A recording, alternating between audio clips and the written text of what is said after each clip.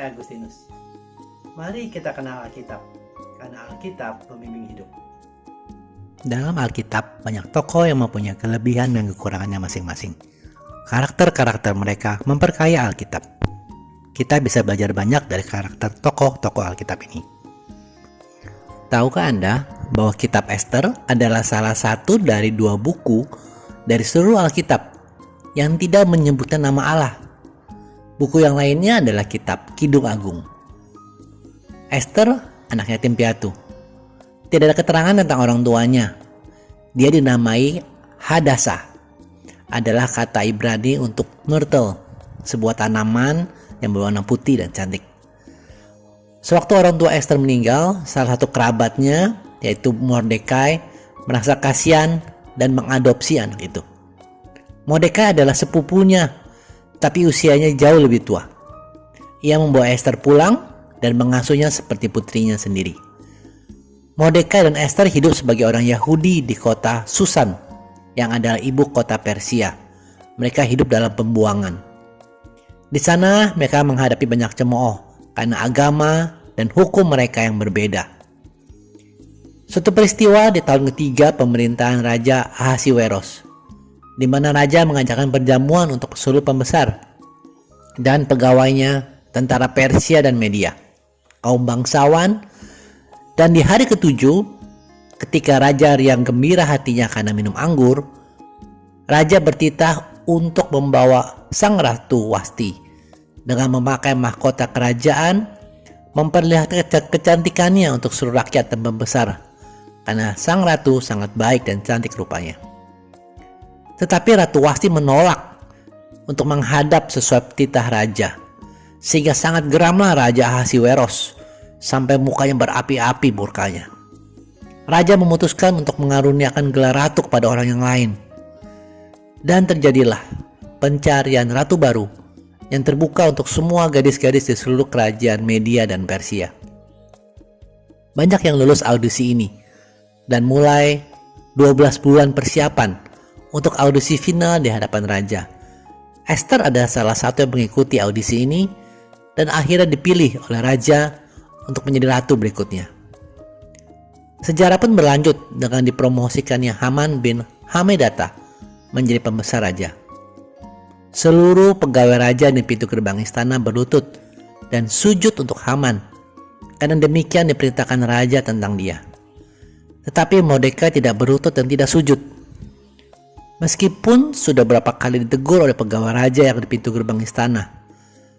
Mengapa engkau melanggar titah raja? Tapi tetap Mordekai tidak mendengarkan. Karena itu diceritakanlah mereka untuk Haman sebagai melihat apakah sikap Mordekai itu tetap. Karena beliau sudah menceritakan untuk mereka bahwa Mordekai adalah orang Yahudi. Mungkin karena orang Yahudi tidak mau menyembah orang Amalek yang adalah musuh bangsa Israel. Ketika Haman melihat Mordekai yang tidak mau berlutut dan sujud untuknya, sangat marahlah hati Haman. Dia menganggap terlalu hina jika hanya menghukum dan membunuh Mordekai. Karena dia tahu bahwa Mordekai adalah bangsa Yahudi, maka Haman berniat busuk untuk memunahkan seluruh bangsa Yahudi. Haman merencanakan dan menjelekkan bangsa Yahudi di hadapan raja. Katanya, ada suatu bangsa yang hidup tercerai-berai dan terasing di antara bangsa-bangsa di dalam seluruh kerajaan tuanku, dan hukum mereka berlainan dengan segala hukum bangsa-bangsa, dan hukum raja tidak berlaku untuk mereka, sehingga mereka tidak melakukannya. Tidak patut bagi raja membiarkan mereka leluasa. Akhirnya raja setuju untuk memusnahkan seluruh bangsa Yahudi. Setelah Mordekai mengetahui hal ini, Mordekai mengoyakkan pakaiannya, lalu memakai kain kabung.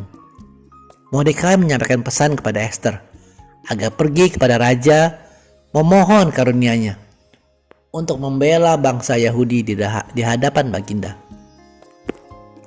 Mula-mula Ester menolak, karena hukum kerajaan, orang yang menghadap raja di pelataran dalam dengan tiada dipanggil akan dihukum mati.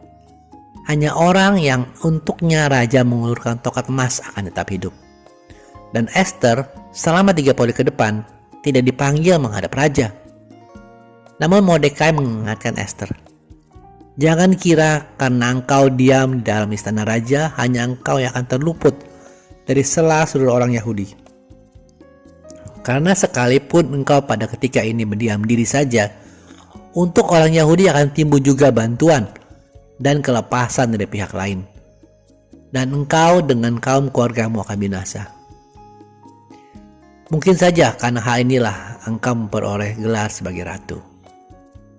Esther kemudian meminta seluruh bangsa Yahudi yang terdapat di kota Susan untuk berpuasa, tidak makan dan tidak minum 3 hari lamanya, dan berdoa untuk keselamatannya dan keselamatan orang-orang Yahudi. Akhirnya raja mau mengulurkan tongkat emas dan Esther dapat menyampaikan perkara ini. Raja kemudian menegakkan kebenaran dengan menghukum Haman dan memerintahkan agar orang-orang Yahudi melawan penindasan itu. Teman-teman, cukup panjang, tapi ada beberapa hal yang kita bisa ambil sebagai teladan dari kitab Esther ini. Yang pertama adalah berani melakukan kehendak Tuhan. Bukanlah suatu kebetulan bahwa sesuatu boleh terjadi dalam hidup kita. Mungkin promosi di pekerjaan, atau mendapat deal bisnis, atau lulus sekolah, atau hal-hal yang lain. Tuhan punya rencana, dan Tuhan ingin agar kita terlibat di dalamnya, agar karakter dan iman kita bisa bertumbuh, dan kita berkesempatan untuk semakin mengenalnya. Hal seperti sejarah Esther ini mungkin pernah Anda alami, di mana orang membutuhkan pertolongan, bahkan mengandalkan Anda.